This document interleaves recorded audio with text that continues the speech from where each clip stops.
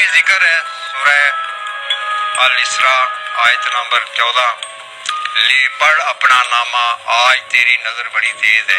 یعنی دنیا میں ہم لا علمی کے زیر تحت جو ہے ان کو لکیریں کہتے ہیں، مگر حقیقت میں یہ تقدیر کی تحریر ہے جسے شناسی کہتے ہیں. جو اس علم کو، ان لائنوں کو، ابھار کو پڑھنے کا ڈھنگ جانتا ہے تو وہ بالکل جو ہے ان کو پڑھتا ہے اور بالکل ایکوریٹ بتایا جا سکتا ہے.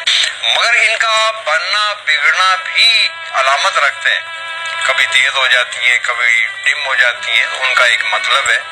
تو یہ دش شناسی باقاعدہ ایک سبجیکٹ ہے، اور اس سبجیکٹ کے زیر تحت جو ہے انسان کے حالات جو ہے ماضی بھی دیکھا جا سکتا ہے، موجودہ بھی دیکھا جا سکتا ہے، اور آئندہ کے بارے میں بھی جانا جا سکتا ہے کہ اس کی آئندہ لائف کیا ہے، اس کی زندگی کا اینڈ رزلٹ کیا ہوگا، یا موجودہ جو اس کے ذہن میں اپنے طور پہ خواہش ہے اس کا انجام کیا ہوگا، اس کوشش کے سامنے کیا رزلٹ آئے گا. تو یہ سب صورتحال جو ہے ہاتھ کی لائنوں میں درج ہے تقدیر کے مطابق.